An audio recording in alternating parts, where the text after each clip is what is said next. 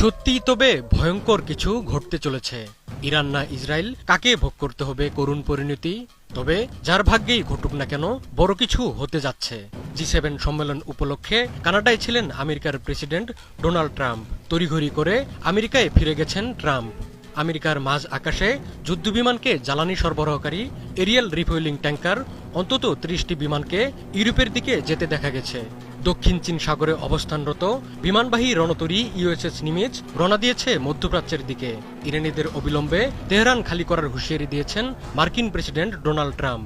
White হাউসের situation রুমে আকস্মিকভাবে ডাকা হয়েছে জাতীয় নিরাপত্তা পরিষদের জরুরি বৈঠক। মধ্যপ্রাচ্যের উদ্দেশ্যে রওনা দিয়েছে বিশ্বের অন্যতম বৃহৎ রণতরী ও যুদ্ধবিমানবাহী জাহাজ ইউএসএস নিমিজ। আন্তর্জাতিক জাহাজ চলাচল ট্র্যাকিং সংস্থা মেরিন ট্রাফিক সোমবার এক বিবৃতিতে এ তথ্য জানিয়েছে। মেরিন ট্রাফিকের তথ্য মতে সোমবার দক্ষিণ চীন সাগরে হঠাৎ যাত্রাপথ পরিবর্তন করে পশ্চিম দিকে রওনা দেয় ইউএসএস নিমিজ। মালাক্কা প্রণালী পেরিয়ে ভারত মহাসাগরে রয়েছে ইউএসএস নিমিজ।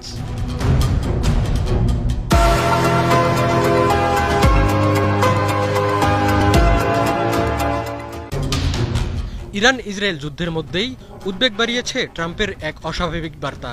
জরুরি ভিত্তিতে ইরানিদের তেহরান খালি করার হুঁশিয়ারি দিয়েছেন ট্রাম্প। সোমবার নিজের সামাজিক মাধ্যম ট্রুথ সোশ্যালে এই হুঁশিয়ারি দেন মার্কিন প্রেসিডেন্ট। ট্রাম্প লিখেছেন, সবাইকে এখনই তেহরান ত্যাগ করতে হবে।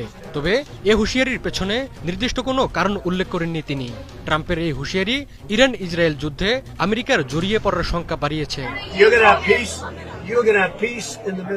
কানাডায় চলমান G7 সম্মেলন শেষ না করেই তড়িঘড়ি করে দেশে ফিরে যাচ্ছেন মার্কিন প্রেসিডেন্ট ডোনাল্ড ট্রাম্প। পূর্ব নির্ধারিত সূচি অনুযায়ী স্থানীয় সময় মঙ্গলবার একটি প্রেস কনফারেন্সে অংশ নেওয়ার কথা থাকলেও তিনি তাতে থাকছেন না। হোয়াইট হাউসের সিচুয়েশন রুমে আকস্মিকভাবে নিজের জাতীয় নিরাপত্তা পরিষদের সদস্যদের নিয়ে বৈঠক ডেকেছেন ট্রাম্প। দেশে ফিরেই সেই বৈঠকে যোগ দেবেন মার্কিন প্রেসিডেন্ট। সব মিলিয়ে ট্রাম্পের তৎপরতায় জোরালো হয়েছে আমেরিকার যুদ্ধে জড়িয়ে পড়ার গুঞ্জন। তবে আমেরিকা যেন এই যুদ্ধে জড়িত না হয় সেজন্য ইতিমধ্যে ৮ জন সিনেটর ভেটো দিয়েছেন। আমেরিকার গ্রিন সিগন্যাল পেয়েই ইরানে নজিরবিহীন হামলা শুরু করে ইসরায়েল। ভয়াবহ এই সামরিক অভিযানে আমেরিকার যথেষ্ট সহায়তা পাচ্ছে নেতানিয়াহু বাহিনী। কিন্তু ইরানকে দমাতে গিয়ে বড়সড় ধাক্কা খেয়েছে ইসরায়েল আমেরিকা গং। আয়াতুল্লাহ খামেনির সামরিক সক্ষমতাকে যতটা দুর্বল ভেবেছিল শত্রুরা, বাস্তব পরিস্থিতি ততটা ভিন্ন। শুরুর ধাক্কা সামলে ইসরায়েলে ধ্বংসযজ্ঞ চালিয়ে যাচ্ছে ইরানি বাহিনী।